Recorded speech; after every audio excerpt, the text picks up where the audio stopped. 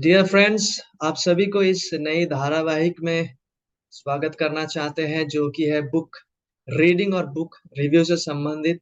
यानी पुस्तक अध्ययन और पुस्तक समीक्षा या पुस्तक सारांश से संबंधित है।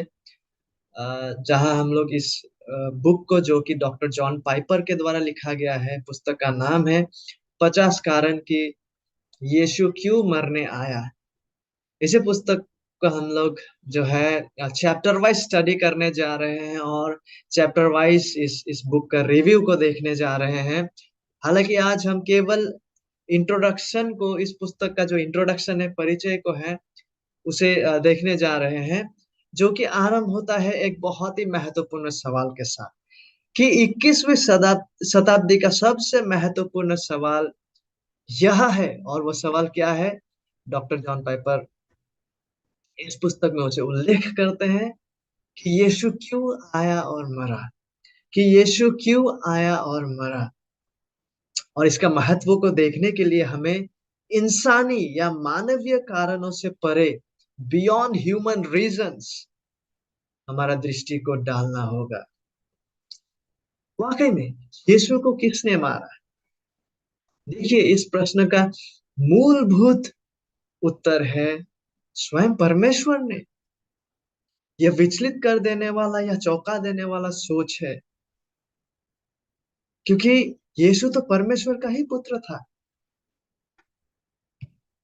लेकिन बाइबल, पवित्र शास्त्र का संपूर्ण संदेश इसी निष्कर्ष पर पहुंचता है कि स्वयं परमेश्वर ने यीशु मसीह को मारा।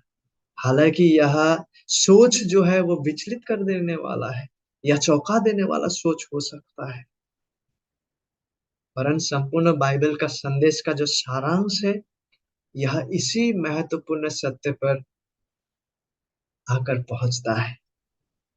देखिए, इसके पीछे परमेश्वर का जो उद्देश्य था, परमेश्वर का जो अभिप्राय था, वो भलाई के लिए था। वो भलाई के लिए था। ख्रिस्त के देह धारण से सदियों पहले यशायाह भविष्यद्वक्ता कहते हैं, यशायाह 53 अध्याय 10 पद, तो भी यहोवा को यही भाया कि उसे कुचले, उसी ने, यहोवा ने उसको रोगी कर दिया।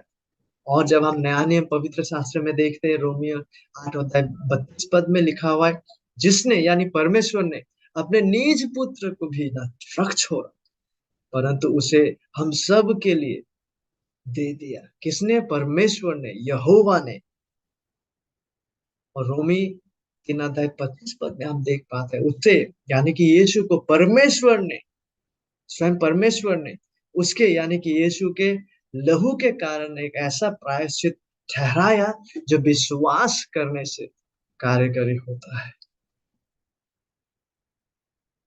परंतु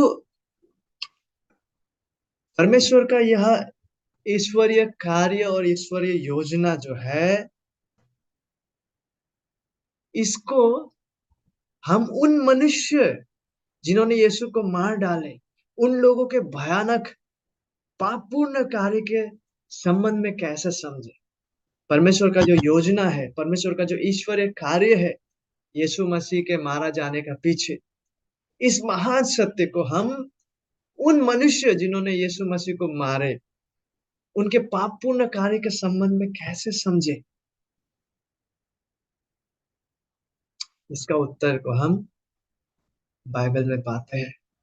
प्रेरितों का कार्य 4 अध्याय 27 और 28 पद में लिखा हुआ है, क्योंकि सचमुच तेरे सेवक, यानी कि परमेश्वर को संबोधित करके कहा जा रहा है, तेरे सेवक यीशु के विरोध में जिसका तूने अभिषेक किया, हेरोदोस, देखिए यहाँ पे इंसान आ जाते हैं, हेरोदोस और पुन्तियुस पिलातुस भी अन्य जातियों और इजरायलियों के साथ इस नगर में इकट्ठे हुए कि जो कुछ पहले से तेरी यहोवा की सामर्थ्य और मति से ठहरा था, वही करे, वही करे। देखिए, ईश्वरीय संप्रभुता, परमेश्वर का संप्रभुता की व्यापकता हमारी सांस रोक देती है। It really takes a breath away. परंतु यही डॉक्टर जॉन पाइपर कहते हैं हमारा उद्धार का कुंजी भी है। स्वयं परमेश्वर ने इसकी योजना बनाई और दुष्ट मनुष्य के माध्यम से उसने इसे पूरा किया। यदि हम पुराना नियम पवित्र शास्त्र की परिभाषा में इसे कहे तो उत्पत्ति 50 अध्याय 20 पद में हम इस वास्तविकता को पाते हैं। यद्यपि तुम लोगों ने मेरे लिए बुराई का विचार किया था, यस, तुमने बुराई का विचार किया था, परंतु बट परमेश्वर ने उसी बात में, उसी बुराई का योजना और विचार में जिसे तुम लोगों ने किए थे, परमेश्वर ने उसी बात में भलाई का विचार किया। God meant it for good. God meant it for good. यीशु के मृत्यु का मुख्य विषय कारण नहीं है, परंतु उद्देश्य है।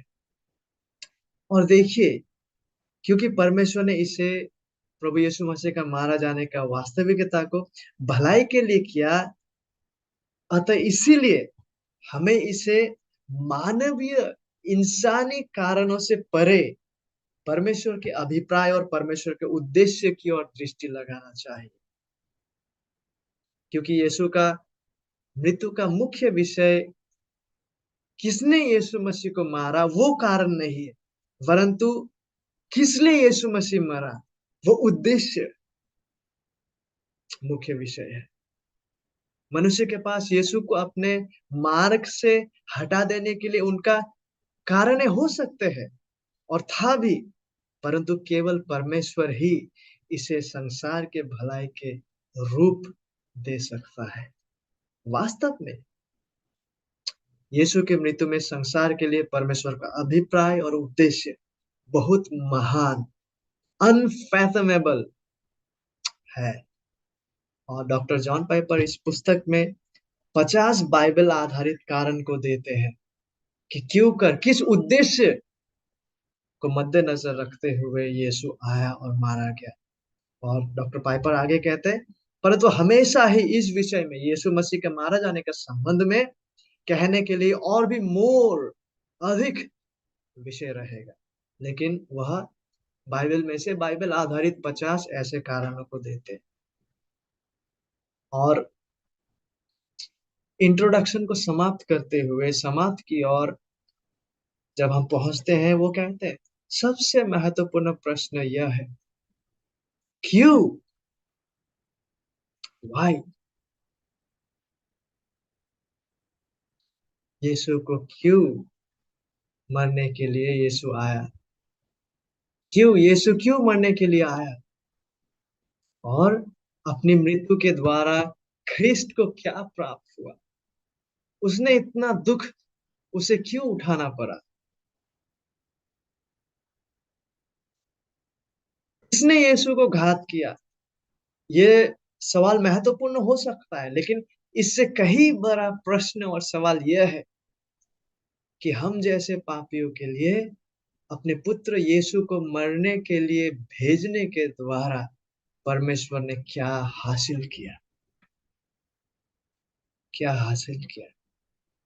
और आगे जब इन कारणों को, इन उद्देश्यों को देखना कि परमेश्वर ने क्या हासिल किया, यीशु ने क्या उपलब्ध किया, क्या अकॉम्प्लिश किया, 50 ऐसे कारणों को बाइबल से डॉक्टर जॉन पाइपर देते हैं।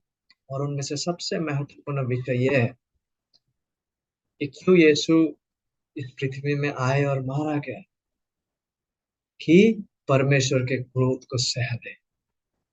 ये वो पहला चैप्टर है जहां से हम लोग प्रभु का इच्छा हुआ तो नेक्स्ट टाइम आरंभ करेंगे, और फिर जैसे जैसे परमेश्वर अवसर देते जाएंगे हम 50 ऐसे और भी कारणों को प्रभु का इच्छा हुआ तो देखते जाएंगे। तब तक के लिए कृपया बने रहिए और इस विषय में सोचिए। Have you ever thought about it? क्या आपने भी इस विषय में सोचे थे कि क्यों कर यीशु इस पृथ्वी में आए और मारा गया? यदि नहीं, तो जैसे जैसे हम लोग इस पुस्तक का समीक्षा और सर्वेक्षण और अध्ययन करने जा रहे हैं, कृपया इस विषय को गंभीरता पूर्वक ले और सोचना आरंभ कर दे कि क्यों कर यीशु मसीह आया और मारा गया। और परमेश्वर उस उद्देश्य को समझने के लिए इस book review and book study के द्वारा हम सभी को सहायता करें। God bless you.